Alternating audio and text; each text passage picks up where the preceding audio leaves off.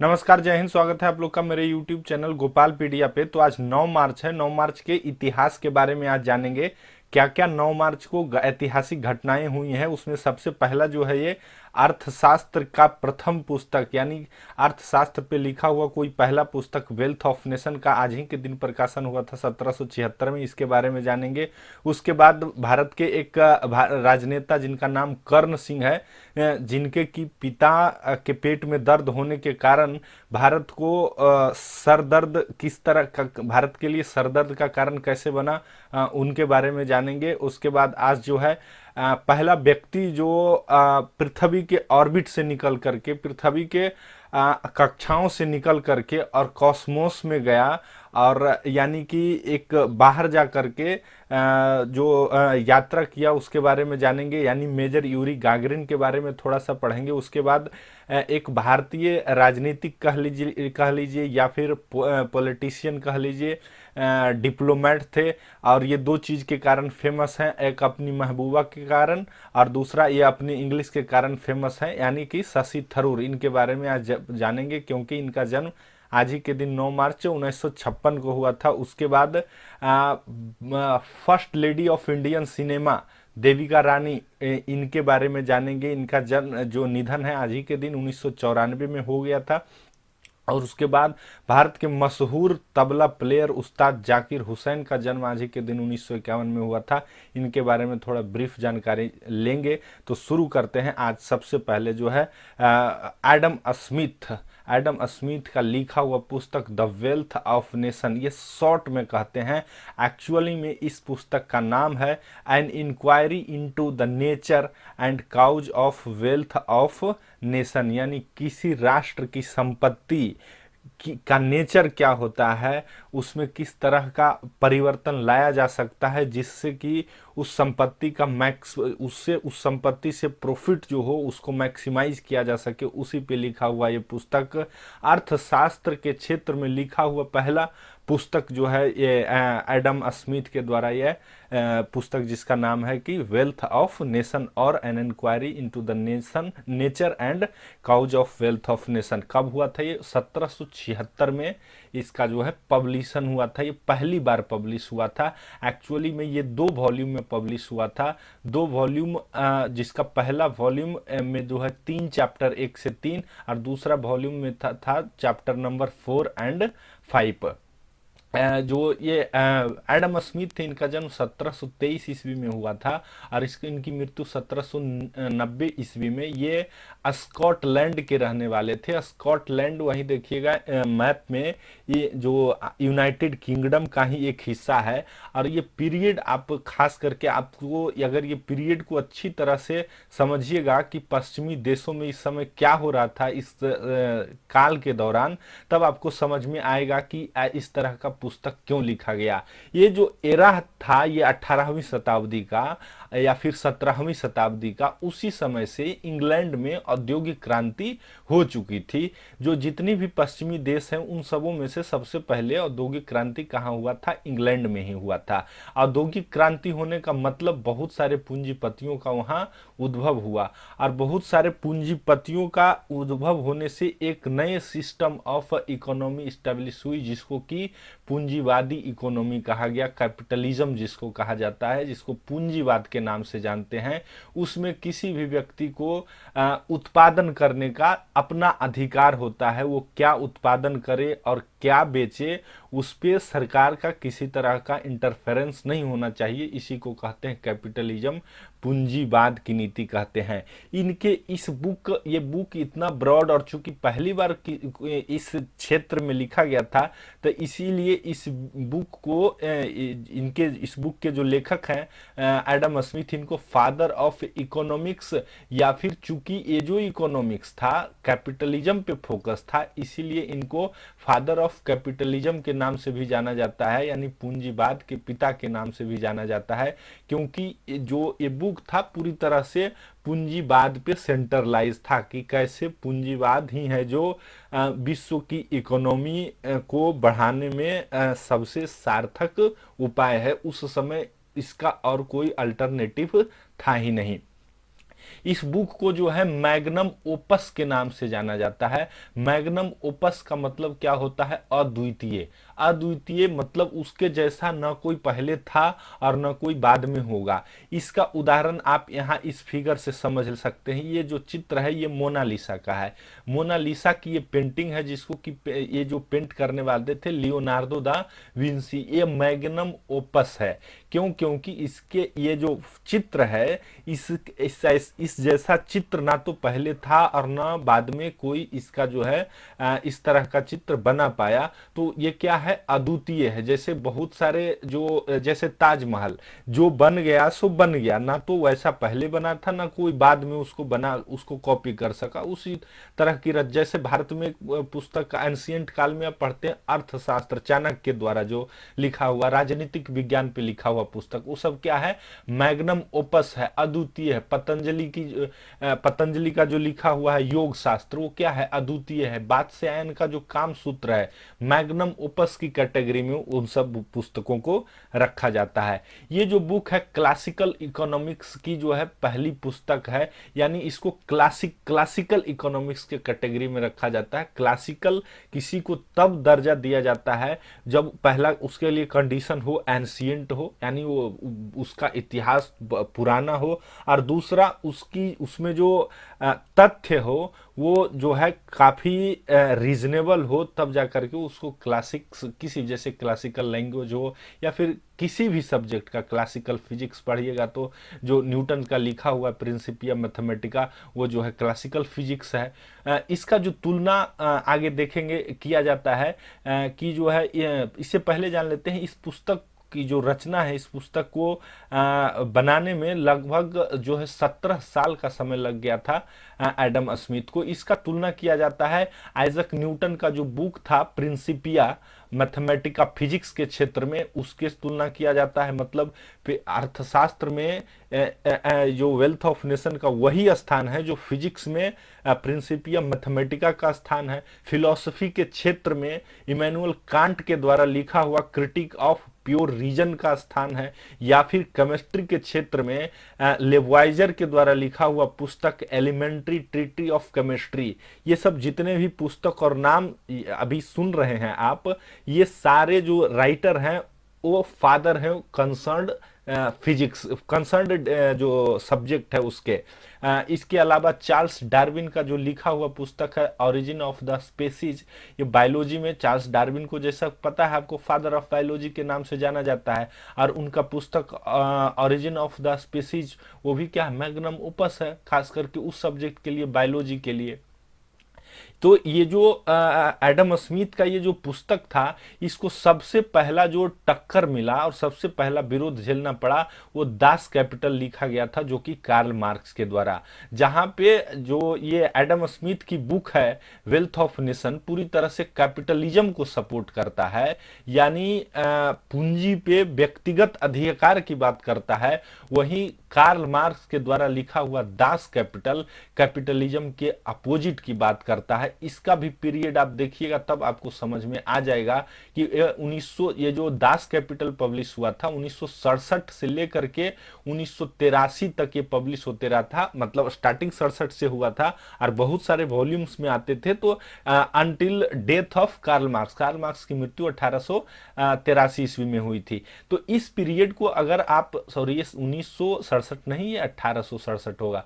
तो Karl Marx का अगर आप पीरियड देखिएगा तो इस समय जो है कैपिटलिज्म अपने चरम पे पहुंच चुका था। वही एरा देखिएगा, ये जो एरा है वो पूरे विश्व में कॉलोनियलिज्म का उपनिवेशवाद का एरा इसको माना जाता है। सारे लोग जो वेस्टर्न कंट्रीज थे वहां पूंजीपति इतने हो गए थे, वहां उत्पादन इतना ज्यादा हो रहा था कि वो अपने बाजार की खोज में पूरे विश्व को कॉलोनी बना लिए थे। और जब ये कार्ल मार्क्स जर्मनी में हालांकि इनका जन्म हुआ था लेकिन इनको देश निकाला दे दिया गया था इनके विचार के कारण, क्योंकि रिवॉल्यूशनरी व्यक्ति था। बाद में ये इंग्लैंड चल गया और इंग्लैंड में जाकर के ही अपने एक दोस्त फ्रेडरिक एंगल्स के साथ में ये जो रचना किया दास कैपिटल का। तो ये जो है पूरी तरह से जो विरोध किया और इसने कहा दास कैपिटल के अनुसार जो पूंजी है जो संपत्ति है इसका अधिकार व्यक्ति का नहीं होना चाहिए पूंजी पे, बल्कि स्टेट का होना चाहिए, सरकार का होना चाहिए। अब दोनों एकदम एक्सट्रीम हो गया, एडम स्मिथ पूंजीपति और जो दास कैपिटल हो गया यानी कार्ल मार्क्स हो गए, ये पूरी तरह से उसके अपोजिट। अब इन्हीं दोनों के बीच में जो है समाधान निकाला जिसका नाम है जॉन मेनियार्ड केन्स। इसके द्वारा 1936 में बुक लिखा गया general theory of employment interest and money, और इसके द्वारा इसने बताया कि ना तो कैपिटलिज्म को अंधाधुंध मानिए और ना ही जो है दास कैपिटल में जो व्यवस्था की गई है जिसको मार्क्सवाद कहते हैं या साम्यवाद कहते हैं, ना तो आप पूरी तरह से अंधानुकरण कीजिए कैपिटलिज्म का और ना ही कम्युनिज्म का या मार्क्सिज्म का, बल्कि दोनों का अंशतः अंशतः आप फॉलो कीजिए। सरकार के पास थोड़ा सा इंटरफेयर करने का अधिकार होना चाहिए। क्यों ये बुक, इस बुक के का भी आप रीजन जान सकते हैं कि क्यों इस समय ही आया 1936 के दौरान। तो इसके लिए आपको जानना होगा कि 1929 में आपको पता है ग्रेट डिप्रेशन आया था, मतलब बिगेस्ट आर्थिक मंदी, सबसे बड़ा आर्थिक मंदी आया था 1929 में। उसके बाद जो है पूरा दुनिया की इकोनॉमी जो है कोलैप्स हो गई, ढह गई। तब जाकर के सरकार को समझ में आया कि नहीं, बाजार को अगर खुला हाथ छोड़ देंगे तो ये बाजार जो है विश्वास करने लायक नहीं है, कभी भी जो है धोखा दे सकती है। तब से जाकर के सरकार इंटरफेयर करने लगी। उसी तरह से भारत में भी देखिएगा, जो मिश्रित अर्थव्यवस्था का मतलब वही है कि पूंजीपति भी हैं और सरकार भी है, दोनों मिल करके अर्थव्यवस्था को चलाते हैं, उसी को कहते हैं। तो एक जो केन्स का थ्योरी था वो वही था। नेक्स्ट हम लोग जानते हैं आज कर्ण सिंह के बारे में। ये जो कर्ण सिंह है ये इनके पिताजी थे जिनका नाम था, आप लोग सुने होंगे, राजा हरि सिंह। और राजा हरि सिंह, राजा या महाराजा, अब जो भी लगाना है लगा लीजिए, आप ही सर्वे सर्वा थे। तो princely state of Jammu and Kashmir था, वहाँ एक डायनेस्ट चलता था जिसको डोगरा डायनेस्टी या डोगरा वंश के नाम से जानते थे, और उसी के राजा थे हरि सिंह। भारत का जब आज़ादी के समय जितने भी प्रिंसली स्टेट्स थे उनसे कहा गया कि आप जो है भारत में मिल जाइए ना तो पाकिस्तान में मिल जाइए। तो ये जो महाराजा सिंह थे ये ना तो भारत में मिले ना पाकिस्तान में मिले, और जो है ये जो है अपने आप को स्वतंत्र रखने का इन्होंने निर्णय ले लिया। ऐसा कहा जाता है कि जो लास्ट एफर्ट किया गया था लॉर्ड माउंटबेटन के द्वारा, लॉर्ड माउंटबेटन पर्सनली मिलने गए हरि सिंह से कि आप चूंकि देखिए बॉर्डर पे हैं, आप ना तो या तो पाकिस्तान में मिल जाइए ना तो हिंदुस्तान में ही मिल जाइए, आप डिसीजन बना लीजिए, नहीं तो आपको जो है समस्या आने वाला समय में होगा। तो कहा जाता है इन्होंने मिलने से ही मना कर दिया लॉर्ड माउंटबेटन को। और क्या बहाना, तो पेट दर्द का बहाना। और इनका जो ये पेट दर्द का बहाना बाद में भारत के लिए सिर दर्द का जो है कारण बन गया, और बाद में क्या, तब से लेकर के अभी तक भारत के बीच जो है ये सिर दर्द का कारण है। तो आपको तो वो इतिहास कभी और पढ़ेंगे कि जिस तरह से जो है उस समय फिर पाकिस्तान जो है ये तो स्वतंत्र ही रहे पाकिस्तान, लेकिन तुरंत ही आक्रमण कर दिया, रेड करा दिया था वहाँ, प्रत्यक्ष रूप से नहीं अप्रत्यक्ष रूप से। और उसके बाद जो है जबरदस्त इनको जो है इंस्ट्रूमेंट ऑफ सक्सेशन पे साइन कराया गया, तब भारत सरकार सहायता की और तब जाकर के जो है भारत का एक हिस्सा बना। तो आज जानते हैं इनके सुपुत्र और एकमात्र पुत्र कर्ण सिंह के बारे में। कर्ण सिंह जो थे, इनका जन्म 9 मार्च 1931 को हुआ था। इनकी माता जी का नाम महारानी तारा देवी था, और ये जो है अपने ये हरि सिंह की चौथी पत्नी थी। ये हरि सिंह जो थे नाम के महाराजा थे, ये जो है जम्मू कश्मीर के, लेकिन इनका सारा समय जो है या तो फ्रांस में बीतता था और नहीं तो बाकी बचा हुआ समय मुंबई में बीतता था, कभी ये रहते नहीं थे। इनका जो सारा काम जो है संभालते थे इनके एक प्रधानमंत्री जिनका नाम था काक, वही इनका जो है सारा काम संभालते थे और देखा करते थे। तो ये कर्ण सिंह जो है 1950 में इनका जो है शादी किया गया राज्य लक्ष्मी के द्वारा, राज लक्ष्मी के साथ, जो कि नेपाल की एक अब जो जाहिर है कि अब महाराजा है तो इनका शादी भी उसी घराने में होगा, कोई महाराजे घराने में ही होगा।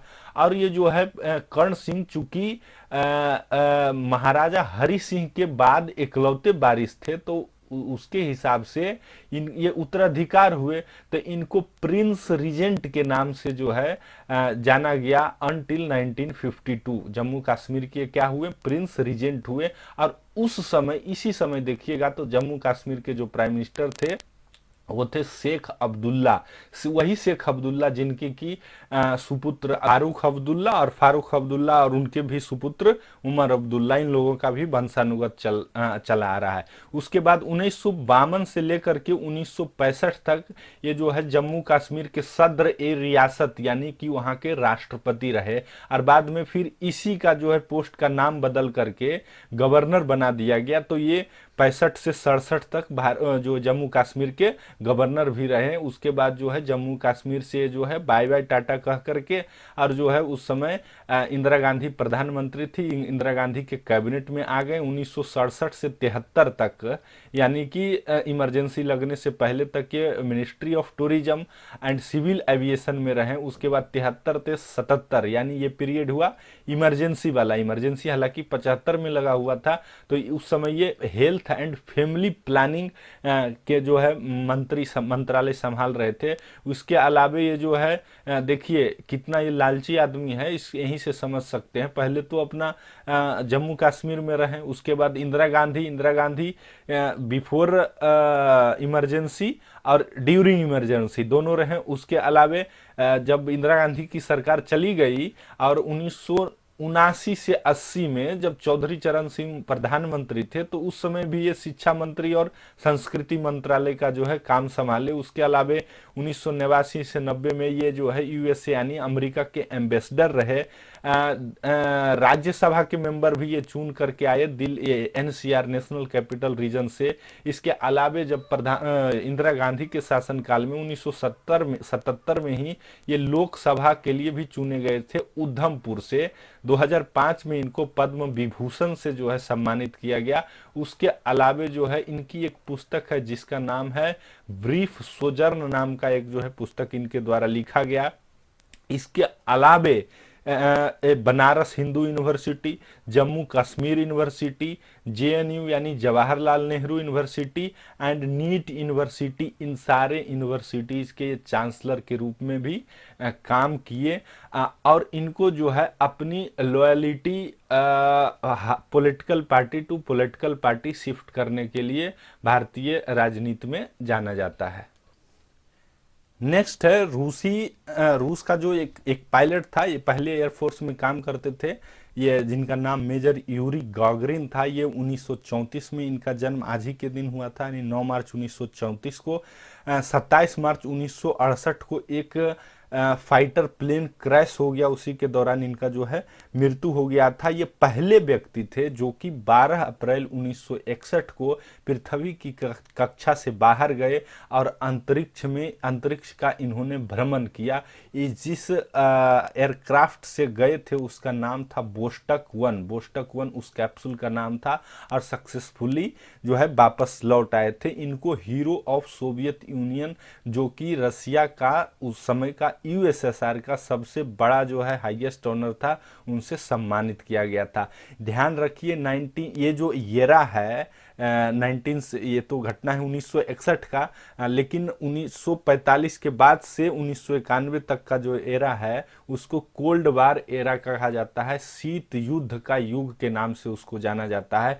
इस समय अमेरिका और रूस के बीच जो है आपाधापी, हर चीज में आपाधापी करने के लिए ये लोग लगे हुए थे। ऐसा कि पता होगा आपको ना कि 1945 में अमेरिका तो परमाणु परीक्षण कर दिया था और हिरोशिमा नागासाकी पे टेस्टिंग भी कर दिया था। उसके तुरंत बाद 1949 में रसिया क्यों पीछे रहता, रसिया भी कर दिया। अब 1961 में जो है रूस जो है भेज दिया अंतरिक्ष में अपना यात्री। अब अमेरिका को लगा कि ये तो अंतरिक्ष में भेज दिया, हम पीछे रह गए। तो ये जो है 1969 में आपको पता होगा कि जो है अमेरिका ने भेज दिया अपना नील आर्मस्ट्रांग को चांद पर, और वो बन गया पहला व्यक्ति जो कि चांद पर जाकर के उतरा और फिर उसको सक्सेसफुली वापस भी पृथ्वी पे ले आया। और इसके बाद जो है स्पेस रेस होना शुरू हो गया, उसके बाद तो होड़ लग गया। अभी तो स्पेस में भी अब जगह नहीं बचा हुआ है कि जो है इतने लोग सैटेलाइट छोड़ दिए हैं कि स्पेस डेब्री हो गया है, यानी एक सैटेलाइट दूसरे सैटेलाइट से टकरा रहा है, इतना ज़्यादा सैटेलाइट हो गया है। तो ये मेजर यूरी गागरिन के बारे में न जाने। नेक्स्ट है भारतीय एक जो राजनीतिक हैं, एक डिप्लोमेट हैं, उसके अलावे एक इंटेलेक्चुअल के रूप में इनको जाना जाता है। इनके इंग्लिश के रूप में, इंग्लिश के कारण भी जाना जाता है। ये जो जो है वर्ड का इस्तेमाल करते हैं उसको स्पेशल थेरोरियन इंग्लिश के नाम से भी जानते हैं। उसके अलावे ये अपने निजी जीवन के बारे में भी काफ़ी मशहूर हैं। इनके निजी जीवन के कारण भी काफ़ी चर्चा में रहते हैं। इनका जन्म 9 मार्च 1956 को, जब एक्चुअली में जन्म तो इंग्लैंड में हुआ था। उस समय इनके जो माता पिता थे वो भी एक पत्रकार ही थे, उस समय वहीं पे वो जॉब करते थे और उसी दौरान वहाँ हुआ। हालांकि इनका जो एलिमेंट्री जितना भी प्रारंभिक शिक्षा है वो भारत में ही हुआ।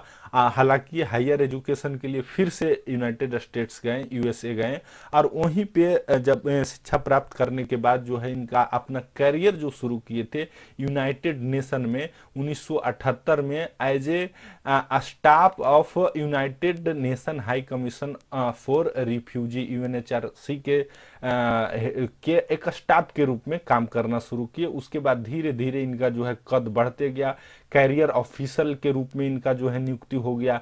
अंडर सेक्रेटरी तक ये जो है गए, under secretary general for communication and public information in 2000, यहाँ तक जो है काफ़ी ऊंचा पोस्ट तक गए। उसके बाद वही नहीं 2006 में जो है जब general secretary, United nation general secretary का चुनाव हो रहा था, तो भारत सरकार, उस समय मुख्य प्रधानमंत्री मनमोहन सिंह जी थे, इन्होंने शशि थरूर को नॉमिनेट किया भारत के तरफ से यूएन जनरल सेक्रेटरी पोस्ट के लिए। हालांकि जो है उस समय दक्षिण कोरिया के जो राष्ट्रपति थे बान की मून, उनको जो है वो जीत गए वो चुनाव। और हालांकि जो शशि थरूर थे ये इनके बाद दूसरे नंबर पे आए थे।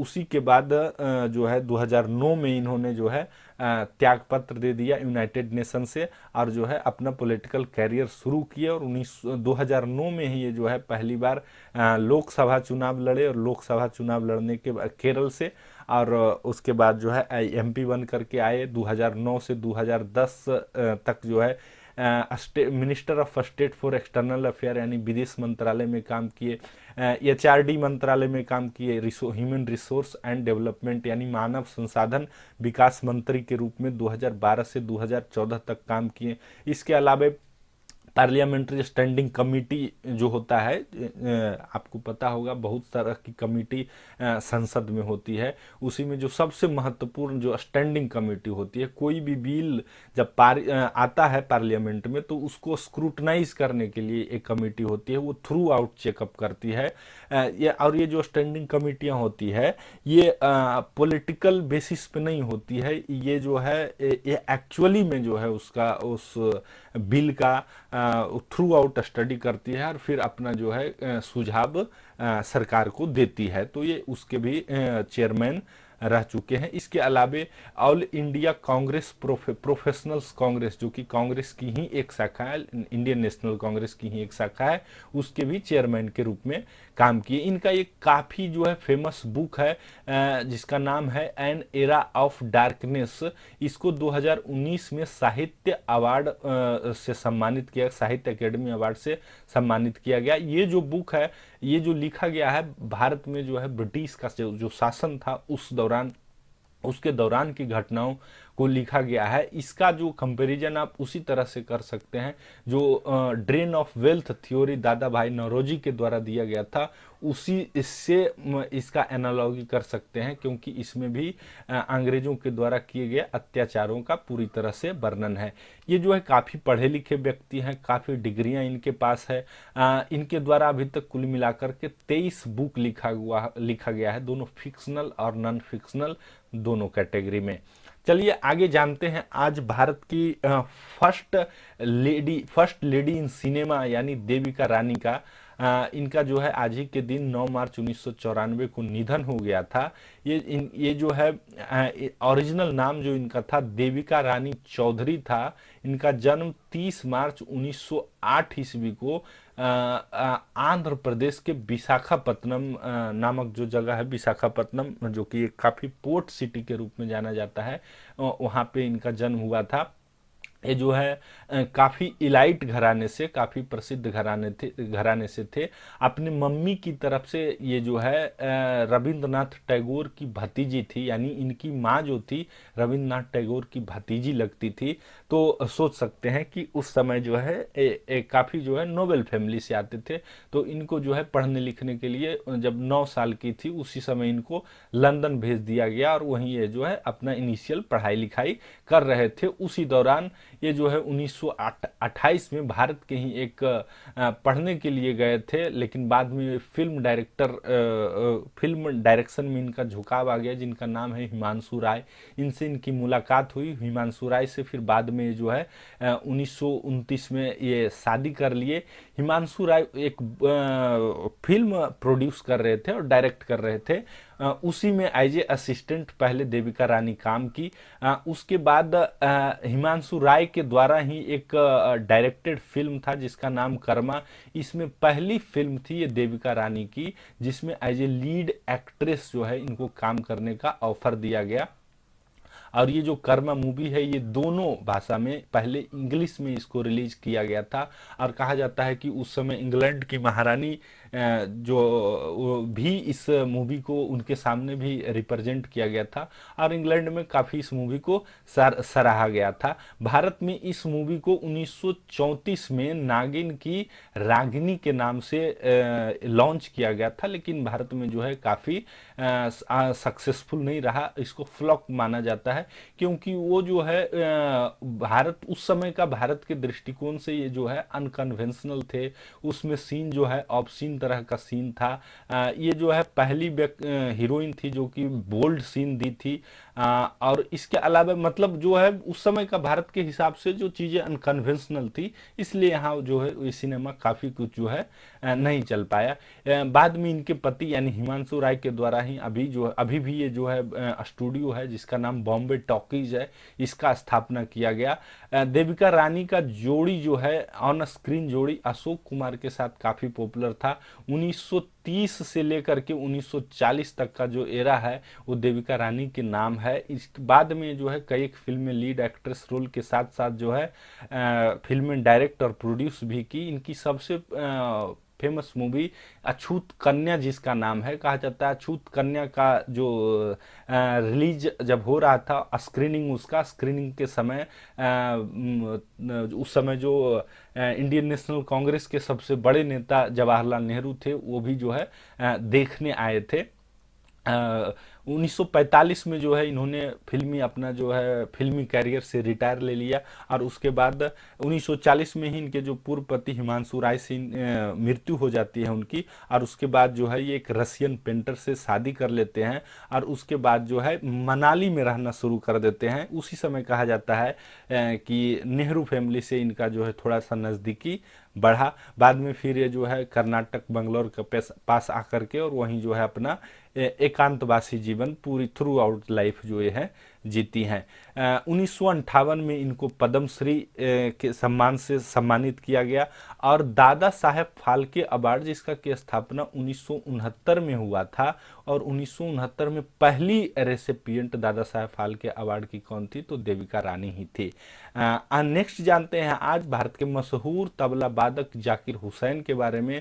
इनका जन्म 9 मार्च 1951 को हुआ था। इनके पिताजी भी जो तबला वादक ही थे जिनका नाम था उस्ताद अल्लाह रखा। ये जो है बचपन से विरासत में ही इनको तबला मिला था। तबला बजाने का जो हुनर है इनका क्रेडिट ये जाता है तबला के क्षेत्र में कि तबला को इन्होंने इंटरनेशनल बना दिया। बहुत बड़े बड़े शो करते हैं नेशनल लेवल पे as well as international level पे।